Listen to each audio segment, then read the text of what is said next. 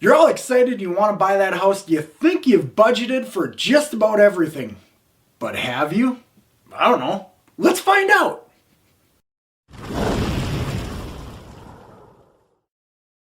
Hey, what's happening everybody? I'm Huddy. I've been doing this since 1999 and I own a home. And I've owned several over the years because I'm old, so that happens. So we gotta talk about some budgeting secrets and maybe some things you're not thinking about. Make sure you stay to the end because I have a budgeting tip that you're not thinking about. I guarantee it because nobody does, that you're going to want to hear about. So the first couple things we want to talk about is a home inspection and an appraisal. How much do they cost and what do they do? Private home inspection, completely optional, but if you don't get one, I'm going to hit you over the head with a tack hammer because you are an idiot. Home inspections are great, anywhere from $300 to $500. And they give you an insurance that you're not buying something that's going to turn into a money pit. They're going to help you identify maintenance that's either done or not been done on the house, how long something or how long of life maybe a furnace has, how old that is, that kind of stuff. It's important. You want to know that stuff because if you haven't taken a look at how much it costs to get a furnace put in your house or central AC, get that replaced, just Google that out and you might be surprised. Next thing, the appraisal. So the home inspection again, $300 to $500. If you don't get it, you get hit in the head with a tack hammer. The appraisal, you don't have a choice. I, as a lender, order it because it's required. Basically, they're looking at health and safety things, but mainly is the value there for what the seller is asking.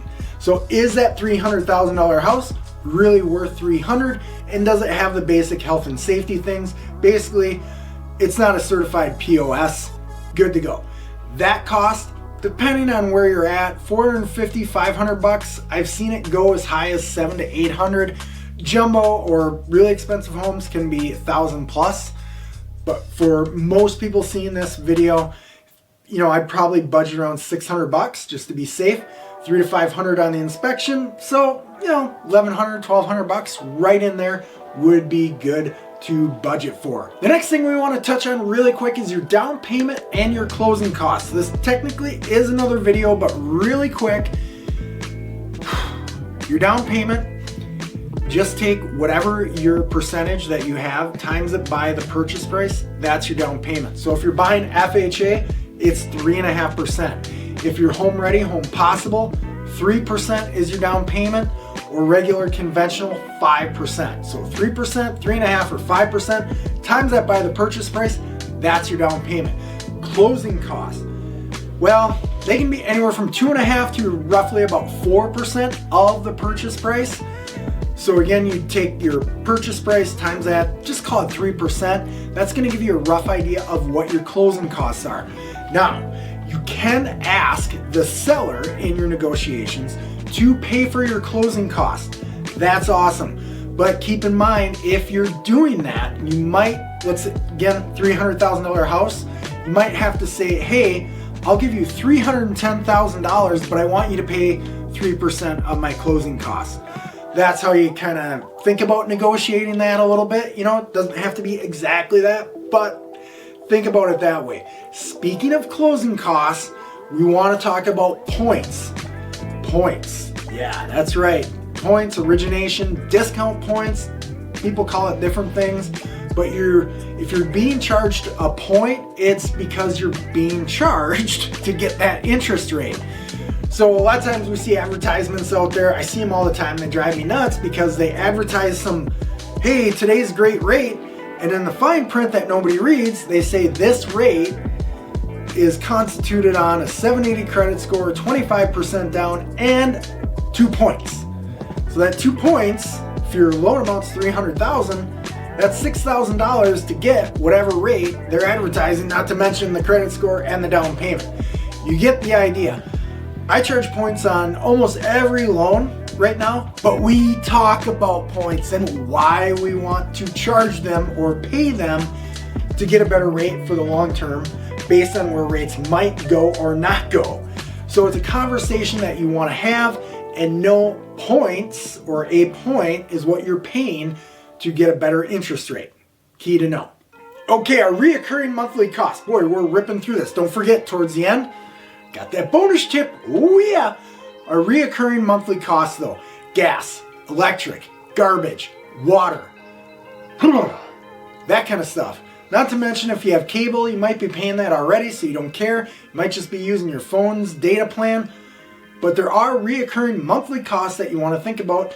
And the house that you're buying, typically in their little informational sheet that the realtor might leave out there, it could break down what are your average monthly utility costs for electric, for heat, how much are garbage costs, what's this, what's that.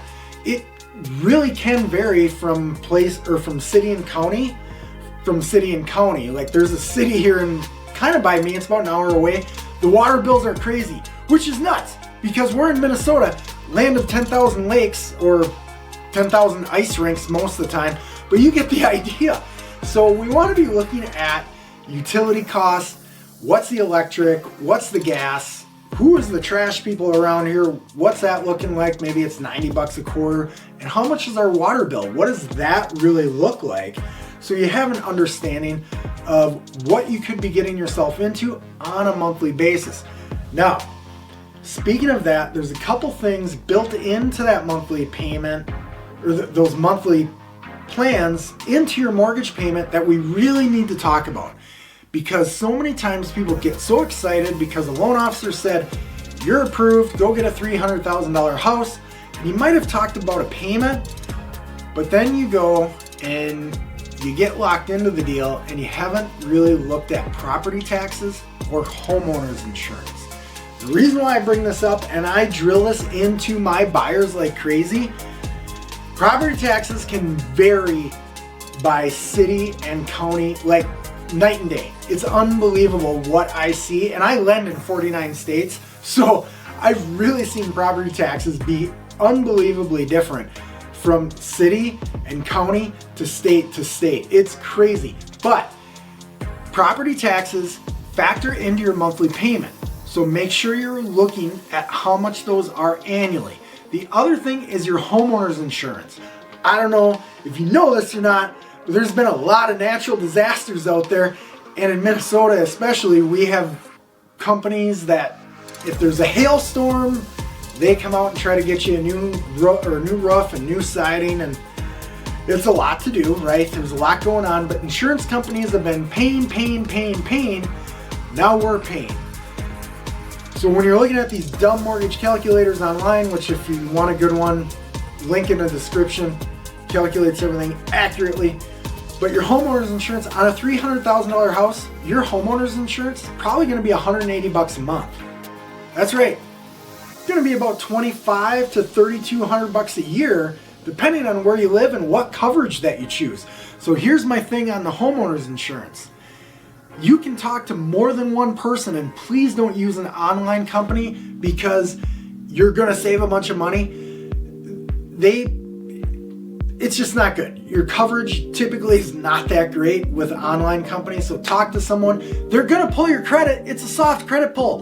Kind of like how I start my process, I do a soft credit pull. Okay, this is the last thing before the bonus tip, so hang in there. Talking about emergency fund, it's not that much. 1 to 2% of your home's value in a savings account would be good. You're gonna have projects come up. Maybe it's some do-it-yourself type things, but you gotta go to Menards or the Home Depot and buy the bunch of stuff and things, and guess what? Then you screw it up, so you have to go back to the store to get more stuff and things. On your third trip, maybe your fourth, you finally get it right. It's good to have a little extra money thrown to the side in order to do that. Or if you do want to call a handyman in because it's a project that you just don't have time for or don't feel comfortable doing. Bonus tip is a home warranty. Home warranties are often overlooked and underutilized. I have a good one that I use personally for this house and one of my rentals, and I'll put that link in the description. A home warranty on average, I'd probably say for a decent one, $1,500 to $1,800 for the year. The cool thing about the home warranty is that's kind of like your handyman. At least it was for me. I got a new washer, new dryer, new stove, new dishwasher, water heater, garage door. What was the other thing I got? AC fixed. There's something else. I don't know. You get the idea. Every trip out though, you know, it's $100 for them to come. They send the guy out. You got to be there. You know, it's a pain in the butt because they're going to come see you between 8 and 5. That's their window. What isn't? But $100 is your deductible. They come out. They can either fix it or they say, this is junk, replace it. Here's your options. Yeah. Then they come and they put it in. It's really cool. So I got a bunch of stuff with a home warranty. That's your bonus tip. Think about that. Again, $1,800. If you have any questions, drop a comment. Make sure you check out the links in my description if you want to. If you want, watch the next video, subscribe, ring the bell, all the good stuff. I really do appreciate you checking out the video. We'll see you at the next one.